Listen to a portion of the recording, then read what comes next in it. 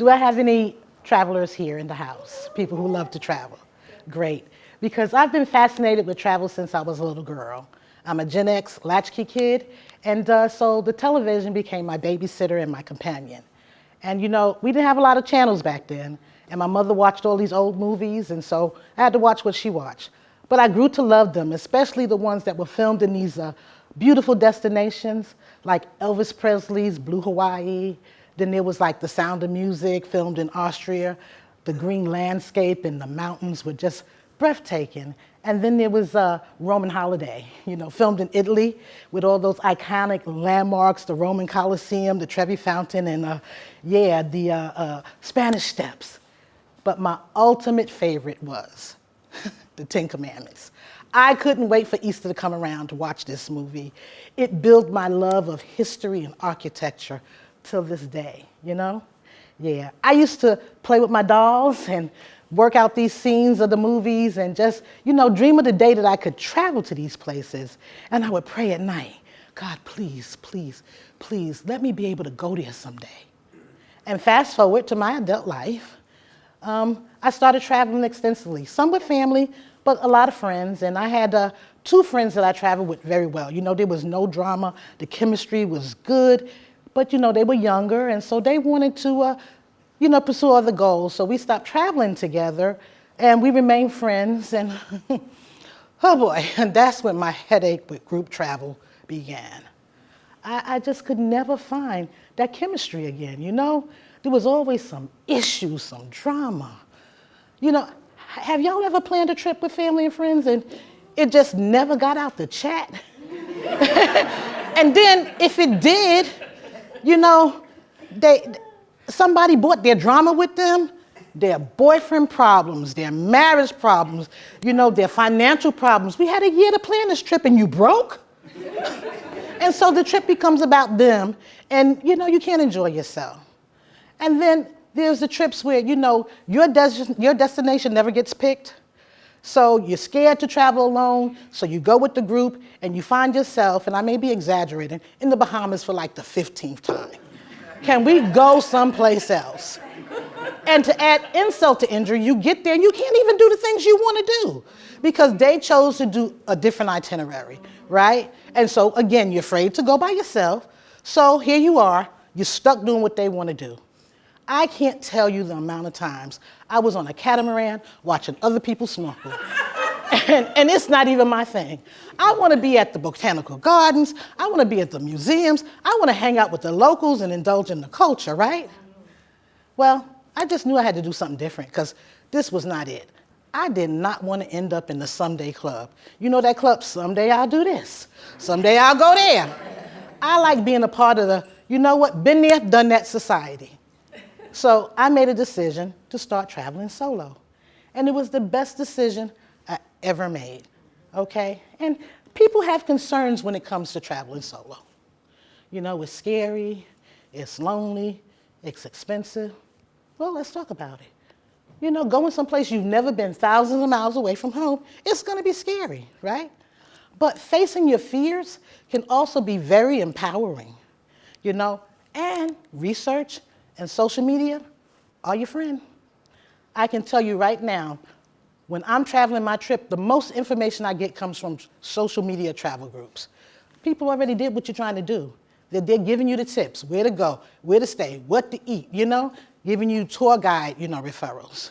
So it becomes easier to make a decision whether this destination is good for you or not, right? And of course, if you're not ready to open up, you're gonna be lonely.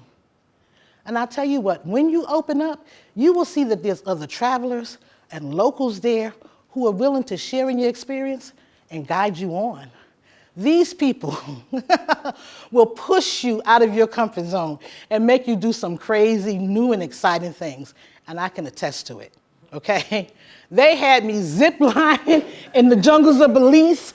I'm riding dirt bikes in the middle of the desert in Dubai. And I parasailed to what I thought was heaven, oh my Lord, in the Maldives. All you can see was a dot on my pictures. Yeah, but my favorite, they had me flamenco dancing on a tabletop in Spain.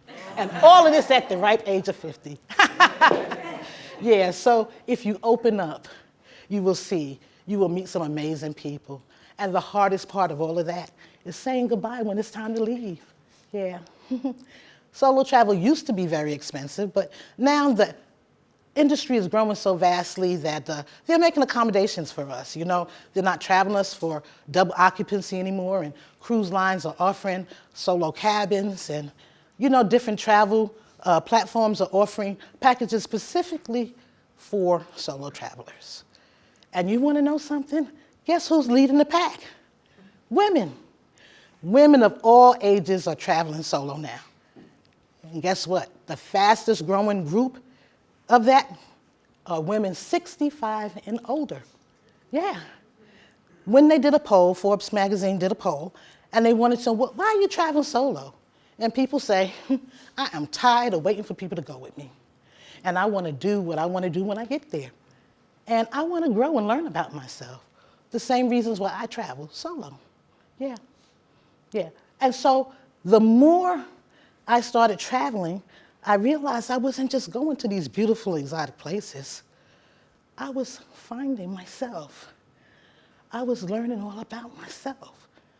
I was learning to love myself. And just like peeling an onion back, the layers of that onion, I was finding out things about myself that I didn't even know existed, or either were hidden or neglected, right?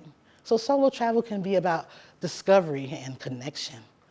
I rediscovered my love of opera and classical music in Italy. You see, when I was a child, I learned how to play the trumpet and the clarinet, and I was trained in classical music, and I really, really loved it. But I'm from the projects of Brooklyn, and that music ain't appreciated there. Even my own mother would say, girl, if you don't turn that mess off. And so, yeah, I found out being different in that environment was not good. It could actually be very scary. So rather than risk being bullied and criticized, I kind of left that at school when I came home. And so when I finished with school, it was easy to disconnect. But here I am, years later. I'm in Rome, Italy, and I'm in a taxi cab. I am on my way to see the Roman Colosseum. Oh my God, I've been waiting for this moment for so long to check this off my bucket list. All the history in that building. The architecture is one of the wonders of the world. I am so excited, and my hands are getting clammy, and my heart is racing, and Sandra, just calm down, calm down, calm down. So I closed my eyes, and I took a couple of deep breaths just to relax myself. And I hadn't noticed that music that was playing softly in the background. And I started swaying and humming. Wait a minute, this is familiar. Wait, I know this song. This is from a very famous opera called La Boheme. Yeah, wait a minute. And that voice is Luciano Pavarotti. Girl, where you pulling this from? And the name of the song is Check Galida Vanani. Oh my God, that means the small cold hand in Italian.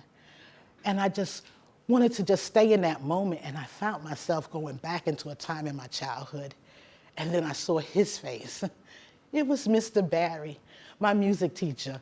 Oh, he taught us all genres of music, but he loved classical music and opera, and he made it so much fun. He used to get so excited, waving that baton, teaching us how to play. And when we hit the right notes, he was just, oh my God. Yeah. Have you ever just quieted out the noise and a memory from out of nowhere just pops up and it makes you feel all warm and inside and puts a smile on your face for like the rest of the day? He was more than a music teacher, he was a mentor. He taught us that being different was okay, thinking outside of the box was okay, that leaders and inventors thought outside of the box. So being different was good. Yeah, it was good. And then I opened up my eyes, and my cab driver, Salvatore, was looking at me through the rearview mirror. And he had this big smile on his face and this thick Italian accent. You like her? And I said, oh yes, I love it. And that opened up dialogue for us to talk about more things.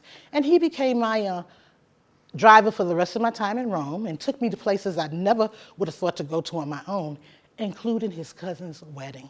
I'm talking about an authentic Italian wedding. You know, the ones when you come out of the church and you walk with the couple through the village and everybody just celebrates in their happiness. And we walked all the way to the Spanish Steps. And we partied and we had a great time. An experience I will never, ever forget. Now, had I been in that taxi cab with other people, that nostalgic moment would have never taken place. And I might not have ever opened up to Salvatore to have those conversations, right? So, solo travel can lead to rediscovery and reconnecting, but it can also lead to healing. I had a gym teacher, and I just loved this woman. She traveled all over the world, and she had recently went to Egypt. And she was showing the students her photos, and there was this one picture in particular that just, took my attention. It was of Abu Simbel in Aswan, and this is a huge temple. So to give you an idea of what it looks like, Mount Rushmore, with all the presidents, is designed after this temple. And so I'm saying to myself, wow, how could they, build something like this back in that time? So I let her know how I felt about it, and I wanted to travel just like her and go to Egypt in particular. And to my surprise, she put her hand on her hip, and she had this little snooty attitude, and she was like, unfortunately, you ain't gonna go anywhere. You're just gonna stay here and have a whole lot of babies. And I was just surprised. What does she mean, unfortunately? Why would she say something like that? Why does she think so lowly of me? And I'm trying to hold back the tears, and I have a lump in my throat. But even worse, I'm gonna be sick because she just broke my heart, and it's in my stomach. So I turn around and I run out of the gymnasium. I ran out, and I never went back again. Fast forward, 37 years later, 2 children, 3 degrees, living in the suburbs of South Carolina. I booked the trip for my 52nd birthday to Egypt. And I stood in front of that very same temple with tears rolling down my face. But this time it was tears of joy because I made it. I got there. It took me some time, but I got there. And unfortunately, and nowhere, lifted up out of my spirit. And I want you to know I felt free as a bird. Yes, I felt free as a bird. So solo travel can be healing. It can also lead to, self-discovery and personal growth. It teaches you confidence. It teaches you how to trust. It teaches you how to handle your finances. It teaches you how to problem solve. You don't have anybody else there but you, so you're playing A, B, C, and D.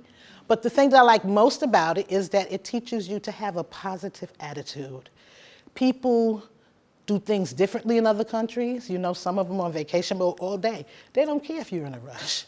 You learn how to be in the moment and learn the culture and respect the customs. Yeah.